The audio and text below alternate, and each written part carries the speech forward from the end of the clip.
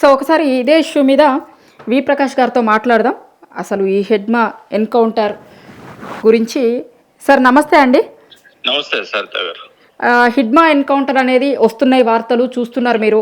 అయితే గతంలో కూడా చాలా సందర్భాలలో కొన్ని ఎన్కౌంటర్లు జరిగినప్పుడు అది హిడ్మా అని అనడు, మళ్ళీ సాయంత్రానికి హిడ్మా వైపు నుంచి ఒక ప్రకటన రావడం, అది ఆ హిడ్మా కాదు ఇంకొక హిడ్మా అని. ఇప్పుడు చనిపోయింది అంటే పోలీసులు చెప్తుంది, అందరి అనుకుంటుంది ఆ హిడ్మానేనా అండి? ఒకసారి మీరు చూసుంటారు కదా వార్తలు కూడా, ఏం చెప్తారు? హిడ్మా పట్టుకోవడం కానీ ఆయనను చంపడం కానీ చాలా కష్టం అని చెప్పి ప్రభుత్వము పోలీస్ వ్యవస్థ భావించింది. ఛత్తీస్గఢ్ లో చాలా సార్లు ఆయన ఉన్నాడని తెలిసిన దగ్గర సర్జికల్ స్ట్రైక్స్ కూడా చేశారు, పైనుంచి బాంబ్స్ వేయడం కానీ అట్లా. ఆ బాంబ్స్ లలో చాలా మంది చనిపోయారు కానీ హిడ్మా చనిపోలేదు. హిడ్మా చాలా దాడుల నుంచి తప్పించుకున్నాడు. హిడ్మా సీక్రెట్ ఏంటంటే, హిడ్మా పుట్టింది సుక్మా జిల్లాలో కాబట్టి, ఆయన ఆదివాసీ కాబట్టి ఆ ఫారెస్ట్ అంతా అతనికి తెలుసు. ఆయన చాలా వీళ్ళకు ఒక డిఫరెంట్ సెన్స్ ఉంటదమ్మా ట్రైబల్ పీపుల్ కి. వాళ్ళు చాలా తొందరగా పసిగట్టగలుగుతారు వాళ్ళ పైన జరిగే దాడులను కానీ, తర్వాత వాళ్ళు తప్పించుకోవడానికి వాళ్ళకు ఆ తావులన్నీ తెలుసు కాబట్టి ఎన్నిసార్లు అటాక్ అయినా కూడా ఆయన తప్పించుకోగలిగాడు. ఆయన అంచెలంచెలుగా ఎదుగుతూ లాస్ట్ 34 ఏళ్ళు అతని ప్రస్థానం. అంటే చిన్న పిల్లోడిగా 6వ తరగతి చదువుతున్నప్పుడు పీపుల్స్ వార్ దళాల్లో చేరాడు. బాలల కమిటీలో ఫస్ట్ అతను చేరిండు. అజ్ఞాతంలోకి వెళ్ళి 34 ఏళ్ళు అవుతుంది. 34 ఏళ్ళు అయింది. 34 ఏళ్లలో అంటే బాల సభ్యుడు దగ్గర నుంచి ఒక్కొక్క అంచెలంచెలుగా ఒక దళ సభ్యుడు, దళ నాయకుడు, పీపుల్స్ వార్ గెరిల్లా ఆర్మీకి సంబంధించిన ఉపనాయకుడు, తర్వాత స్పెషల్ జోన్ దండకారణ్యం సభ్యుడు తర్వాత డిప్యూటీ కమాండర్, తర్వాత కమాండర్. అంటే మన దగ్గర వార్డు మెంబర్ నుంచి దాదాపు డిప్యూటీ ముఖ్యమంత్రి స్థాయి వరకు ఎదిగాడు ఆయన. అయితే అట్లా వస్తూ వస్తూ ఇప్పుడు సెంట్రల్ కమిటీకి ఈ సంవత్సరమే అతన్ని తీసుకున్నారు. బసవరాజ్ తర్వాత అడవిలో ఆయన నంబర్ 2 గా ఉండేవాడు. అంటే మిలిటరీ కమాండర్ గా, తర్వాత పీపుల్స్ వార్ గెరిల్లా ఆర్మీ నాయకునిగా, దండకారణ్యం స్పెషల్ జోన్ లీడర్ గా ఆయన చాలా దాడులు చేశాడు. ఆయన దాడులన్నీ కూడా బాగా సక్సెస్ అయినాయి. అంటే అంతకుముందు మహేంద్ర కర్మ ఏదైతే ఈ సల్వా జుడుం ఏర్పాటు చేశాడో ఆ బృందాన్ని హతమార్చడం కానీ, అందులో చాలా మంది ఎమ్మెల్యేలు, సీనియర్ లీడర్స్ చనిపోయారు. దాంతో పాటుగా కాంగ్రెస్ నాయకులు చనిపోయారు. మహేంద్ర కర్మ కూడా కాంగ్రెస్ నాయకుడే. అదే విధంగా 77 మంది పోలీసులు చనిపోయిన సంఘటన చాలా పెద్ద సంఘటన అది. అంటే ఒక రంగా చెప్పాలంటే లాస్ట్ 50 ఏళ్ల పీపుల్స్ వార్ పోరాటంలో, పర్టికులర్ గా ఛత్తీస్గఢ్ మూవ్మెంట్ లో మన ఇండియా పాకిస్తాన్ తో యుద్ధాలు అయినప్పుడు ఎంతమంది చనిపోయారో అంతకంటే చాలా ఎక్కువ మంది ఈ పీపుల్స్ వార్ పోలీసుల మధ్య ఘర్షణలో చనిపోయారు. అంటే ఒక దేశంతో మన శత్రు దేశం అని చెప్పుకోవడే వరుసగా యుద్ధాలు చేస్తున్న పాకిస్తాన్ చేతిలో చనిపోయిన భారత సైనికుల సంఖ్య కంటే పీపుల్స్ వార్ లో వాళ్ళ దాడులలో మరణించిన పోలీసుల సంఖ్య చాలా ఎక్కువగా ఉంటుంది. సో ఇది ఒక అమిత్ షా దీన్ని సీరియస్ గా తీసుకొని ఒక 2 years నుంచి నేను వీళ్ళందరినీ తుదముట్టించగలుగుతా అనే ఒక విశ్వాసంతో బార్డర్ సెక్యూరిటీ ఫోర్స్ దగ్గర నుంచి అన్ని రకాల శక్తులను వాడుకొని 1,00,000 మందికి పైన ఆర్మీ ఫోర్సెస్ ని కేవలం 2-3 జిల్లాలలో దించి ఏర్వేత కార్యక్రమం మొదలు పెట్టాడు. సో ఫైనల్ గా హిడ్మా ఇది కరెక్ట్ న్యూస్ అని నేను అనుకుంటున్నా. ఎందుకంటే ఛత్తీస్గఢ్ పోలీసులు చాలా రోజులు చెప్తున్నారు, అరెస్ట్ అయిన వాళ్ళు కూడా చెప్తున్నారు, సరెండర్ అయిన వాళ్ళు కూడా చెప్తున్నారు హిడ్మా ఛత్తీస్గఢ్ లో లేడు, బార్డర్ దాటి తెలుగు రాష్ట్రాలకు వెళ్ళిపోయాడు అని. అయితే వాళ్ళ దృష్టి తెలంగాణ మీద ఉండే, ఏటునాగారము అటు మహాదేవ్పూర్ ఫారెస్ట్ లో ఉన్నాడేమో అని. But at the same time వాళ్ళు ఇక్కడ కూడా ఇన్ఫార్మర్ నెట్వర్క్ బాగుంది. మారేడుమిల్లి, అల్లూరు సీతారామరాజు డిస్ట్రిక్ట్, మన గోదావరి ఒడ్డునే రంపచోడవరం ఆ ప్రాంతం అంతా కూడా అది ఛత్తీస్గఢ్ కు, ఒరిస్సాకు ఆనుకొని ఉండే ప్రాంతం. అక్కడే జరిగిన ఎన్కౌంటర్ లోనే హిడ్మాతో పాటు వాళ్ళ భార్య, ఇంకొక 2-3 6 మొత్తం చనిపోయారు. 6లో వాళ్ళిద్దరు కాక ఇంకో 4 ఉన్నారు. సో అయితే ఇది పీపుల్స్ వరకు ఇంకా తిరుగులేని దెబ్బ అని అనొచ్చు. ఎందుకంటే ఇంకా ఆశన్న తర్వాత వీళ్ళు ఎప్పుడైతే బయటకు వచ్చారో హిడ్మా మీద వాళ్ళు ఒక నమ్మకం పెట్టుకున్నారు. ఇంకా హిడ్మా ఒక్కడే ఈ పీపుల్స్ వార్ మావోయిస్టులను కాపాడగలుగుతాడు. ఎందుకంటే ఆ కొత్త ప్రాంతాలకు పోయి అడవులు చాలా ఉంటాయి భారతదేశంలో. ఇంకొక అటవీ ప్రాంతానికి పోయి అక్కడ ఏంటంటే కంప్లీట్ పీస్ఫుల్ జోన్ అది. మరణమల్ ఏరియాలో ఈ మధ్య కాలంలో ఎప్పుడు కూడా నక్సలైట్లు సంచరిస్తున్నట్టు ఎక్కడ లేదు. సో అక్కడైతే సేఫ్ జోన్ అని అనుకున్నారు. ఆ ఏరియా వాళ్ళకి ఎవరికో ఆ సంబంధాలు ఉంటాయి కాబట్టి వాళ్ళ ఆధారంతోనే అక్కడ పోయారు ఆయన. బహుశా ప్రయాణం చేస్తుండొచ్చు, ఏవో బిగిన పోతున్నాడు ఏమో. సో ఆ పోయే దారిలో చంపేసి ఉంటారు. బట్ ఇంకా ఇది కంప్లీట్ గా అమిత్ షా చెప్పినట్టుగా మార్చ్ 31, 2026 వరకు నేను లేకుండా చేస్తా అన్నాడు కదా. అవును, అమిత్ షా చెప్పినట్టు జరిగింది అని అనుకుంటున్నారా? ఇప్పుడు మార్చి వరకు మావోయిస్టులని ఖతం చేస్తాం అంటే అడవిలో లేకుండా చేయగలుగుతాడు అమిత్ షా.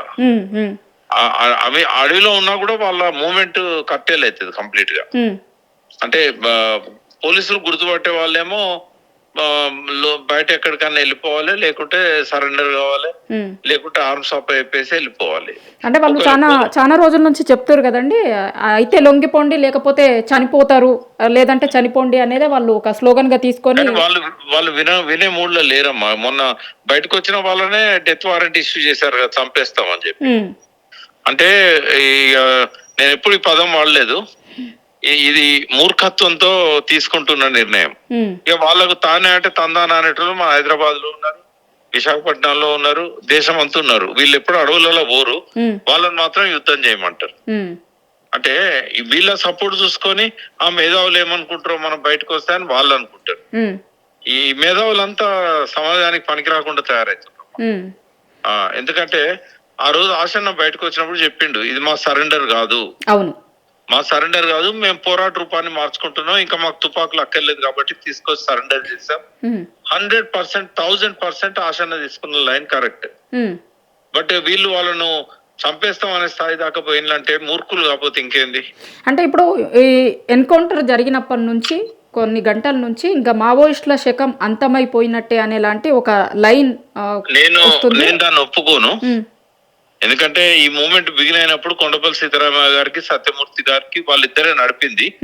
బయట ఉన్న వరవరరావు గారికి కూడా నేను చెప్పాను, మీరు 50 ఏళ్ళు పోరాడండి, 100 ఏళ్ళు పోరాడండి, తుపాకు గుట్టం ద్వారా రాజ్యాధికారం రాదు. మీరు లాస్ట్ కు మీకు మిగిలేది మీరు ఎంతమందిని చంపిళ్ళు, మీరు ఎంతమంది చనిపోయిళ్ళు, ఈ కౌంట్ తప్ప మీకు ఏముండదని 78లో చెప్పాను నేను. అప్పుడు వాళ్ళ క్యాడర్ లో భాగం అయిదాం అనుకుంటున్న సమయం అది. ఆర్ఎస్యు యాక్టివిటీస్, విరసము, రైతు కూలి సంఘం వీటిలోకి నేను పోతుండేది అప్పుడు. అయితే ఈ ఐడియాలజీలో ఏదో లోపం ఉంది అని చెప్పి నేను వాళ్ళకు నచ్చ చెప్పడానికి ట్రై చేస్తాను. చిన్న పిల్లోడి 21 years ఉంటుంది నేను అప్పుడు. అయితే చిన్న పిల్లోడికి నీకు సిద్ధాంతం తెలియదు, అది తెలియదు అని చెప్పి నువ్వు ఉండబుద్ధి అయితే ఉండు, లేకపోతే బాగుని చెప్పిండు సీతారామయ్య గారు. అయితే ఇప్పుడు నేను ఆ రోజు నేను చెప్పింది దేవులపల్లి వెంకటేశ్వరరావు గారి వారి అనుభవాలతోని, తెలంగాణ సాయుధ పోరాటంలో వచ్చిన అనుభవాలతోని వారు రాసిన 2-3 పుస్తకాలు ఉండే, వ్యవసాయ విప్లవం అని, భారత విప్లవకారులు, అతివాద ధోరణి అని. అవి చదివిన తర్వాత నేను ఆ నాలెడ్జ్ తోని మాట్లాడాను, నా అనుభవం ఏం లేదు. బట్ అవన్నీ తప్పు, ఆయన మమ్మల్ని అతివాదులు అంటున్నాడు, బట్ ఆయనే మితవాది అని చెప్పి సీతారామయ్య గారు, సత్యమూర్తి గారు అన్నారు.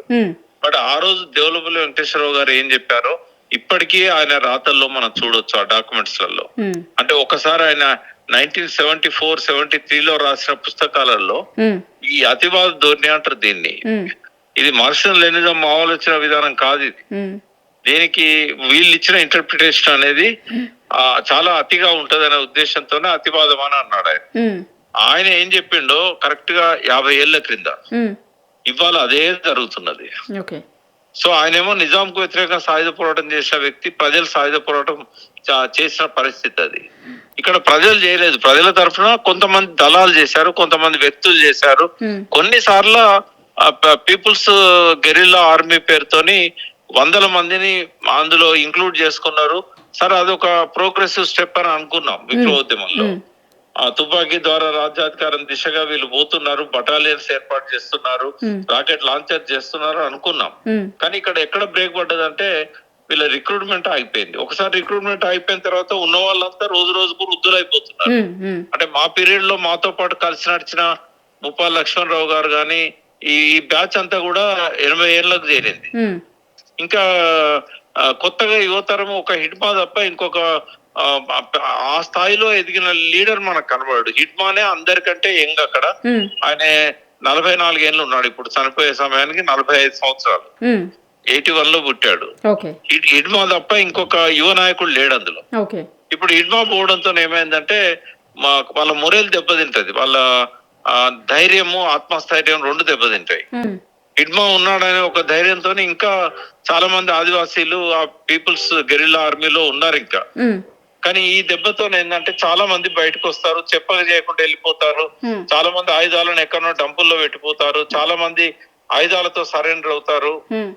ఇంకా ఆ శకం ముగిసినట్టే అని అంటే ఆయుధాల శకం ముగిసింది, కానీ పీపుల్స్ వారు కేవలం ఆయుధాలతోనే కాదు కదమ్మా. అవును, బయటకు వచ్చి వాళ్ళు ఇప్పుడు ఆశన్న గాని, తర్వాత ఆయన పేరేంటి లక్ష్మణ్ రావు బ్రదర్ వేణుగోపాల్ గాని, తర్వాత ఇక్కడ బయట ఆల్రెడీ సరెండర్ అయి ఉన్న వాళ్ళు చాలా మంది ఉన్నారు, జంపన్న లాంటి వాళ్ళు కానీ. ఇట్లాంటి వాళ్ళంతా వీళ్ళు మళ్ళీ ఒక ప్రజా ఉద్యమానికి తెరదీస్తారు.